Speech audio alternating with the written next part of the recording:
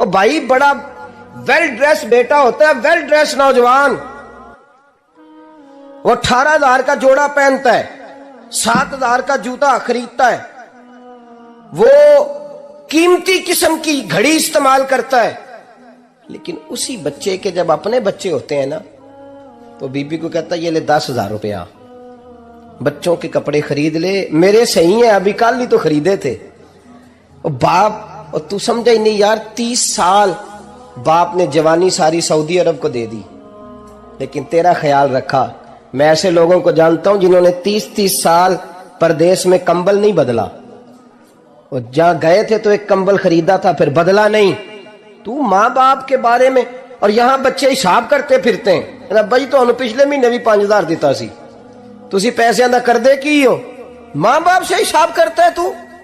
ترمذی شریف کے لفظ ہیں، ایک صحابی نے آ کے عرض کی یا رسول اللہ پیسے وراثت کے نہیں، میرے ابا جی نے نہیں دیے مجھے، اور میں نے خود محنت کر کے کمائے، اب میرا ابا مجھ سے پیسے مانگتا ہے تو کیا کروں، اور میرے ہیں، میں نے کمائے ہیں، ابا جی نے نہیں دیے، وراثت نہیں، حصہ نہیں ملا۔ حضور میرا ابا مانگتا ہے تو میرے لیے حکم کیا ہے؟ تو نبی پاک نے فرمایا کیا کہا تم نے؟ پیسے تیرے ہیں؟ کہا حضور ہاں۔ تو فرمایا ابا کس کا ہے؟ کہا یا رسول اللہ میرا۔ تو فرمایا اگر تو اپنے والد کا ہے تو تیری ہر شے تیرے والد کی ہے، تو بھی تیرے والد کا ہے تو تیرا مال بھی تیرے۔ ماں اور باپ یہ تو حسن ہے زندگی کا، یہ تو وقار ہے انسان کا۔ جب تک ماں باپ کا ہاتھ پکڑ کے چلو گے نا رستے سیدھے رہیں گے، اور جس دن انگلی چھوڑ کے سڑک پہ نکلنا پڑا نا سر چکرانے لگے گا۔ یاد رکھنا یہ بڑا مشکل کام ہوتا ہے۔ لوگوں کا تو رخ ہی اس دن واضح ہوتا ہے جس دن آدمی سائے سے محروم ہوتا ہے۔ اماں تو کمرے میں پڑی ہو نا، اورنگزیب عالمگیر کی ماں فوت ہو گئی، 350 کمرہ تھا محل کا، اور اماں 12 سال ٹانگوں سے معذور رہی اورنگزیب عالمگیر کی۔ اماں 12 سال کمرے سے نکل نہیں سکی، ساتھ ہی واش روم تھا یا جو بھی اس دور میں طریقہ تھا۔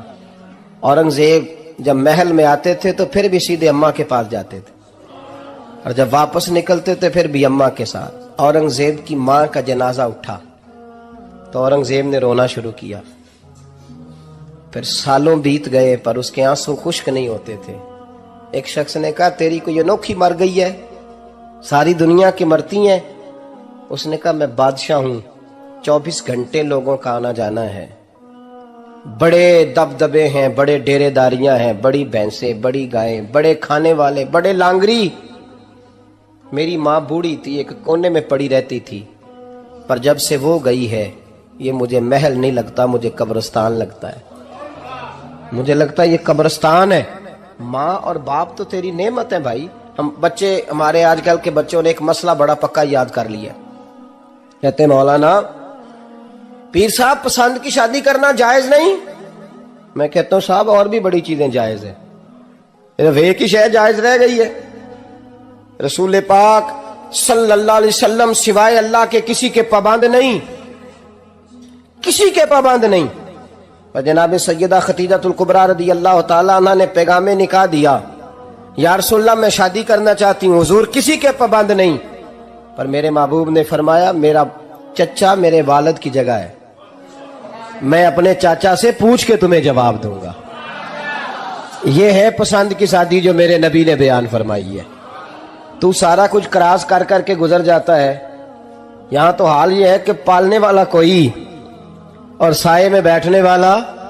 باغ تیرے دی کر کر راکھی میں ساری عمر گزاری، تو جدوں اے پھل پکن تے آیا تے لے گئے ہور بپاری۔ اور بیٹا گزرتا ہے اماں کے دروازے کے آگے سے، اماں کے دروازے کے آگے بیٹا امرود لے کے آیا ہے 6 کلو۔ توجہ ہے میری بات پر؟ ادھر دیکھیں جی، چھوڑیں تھوڑی دیر ہماری سنیں۔ وہ امرود لے کے آیا 5-6 کلو، تو اماں کے دروازے کے قریب سے گزر گیا رات کو،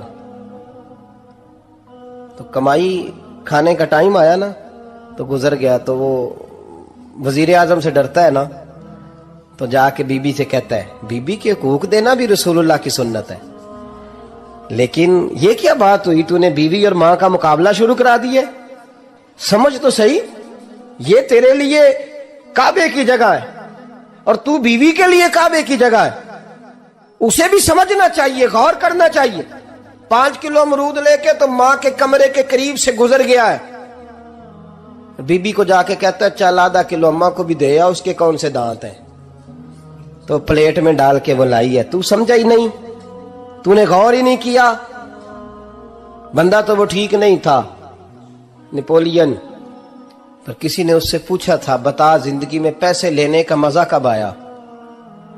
اس نے کہا کہ مجھے مزہ تب آتا تھا کہ میں اپنی ساری کمائی لا کے اپنی اماں کے ہاتھ پہ رکھتا تھا, اور پھر جب میں اپنی ماں سے تھوڑا تھوڑا خرچہ لیتا تھا نا, تھوڑا تھوڑا, توجہ ہے میری بات پہ؟ اماں جی 10 روپے دے آجے, کہ تو جب میں تھوڑا تھوڑا خرچہ لیتا تھا نا تو مجھے یوں لگتا تھا جیسے میں بادشاہ وقت کے سامنے کھڑا ہوں اور وہ خزانے کا منہ کھول کھول کے مجھے دیتا جا رہا ہے. تو اس ذائقے کو سمجھ تو صحیح بھائی, تو اس کو سمجھ تو صحیح بھائی. یاد رکھیں اور غور کریں, ماں اور باپ.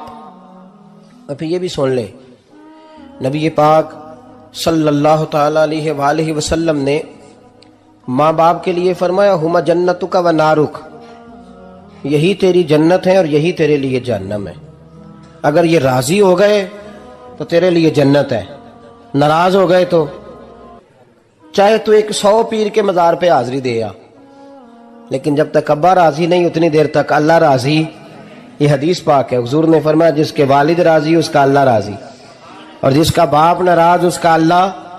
ہاں بے شک. اب یہ حدیث ہے نا, تو سارے ولی ایک طرف بیٹھ جائیں کہیں یا اللہ بخش دے مرید کو, لیکن اگر ابا کہے یا اللہ نہ معاف کرنا تو اللہ ان اولیاء کی نہیں مانتا, والد کی مانتا ہے. اس لیے بلے شاہ سمانی اڈ دیاں پڑھنا ہے, جیڑا گھر بیٹھا انہوں پڑھیا ہی نہیں. بھائی یاد رکھو, ماں باپ سے پیار کرو, ان کی خدمت کرو, ان کے پاس بیٹھا کرو, اور ماں باپ کو ٹائم دیں, وقت دیں, چند گھڑیاں ان کے پاس بیٹھیں. آپ یقین کریں ابا جی سے آپ مشورہ کر لیں, صرف مشورہ, مرضی بے شک اپنی کریں, لیکن اس مشورے میں آپ کو اتنا سایہ ملے گا کہ زندگی میں کبھی ناکامی نہیں ہوگی. پر اسی سجن دی مننی ابے دی نہیں مننی. تو پھٹے پہ جو نلائق ہماری طرح کا بیٹھا ہے اس سے مشورہ لینا ہے, والد سے نہیں لینا. باپ کے پاس بیٹھیں, اس سے مشورہ لیں,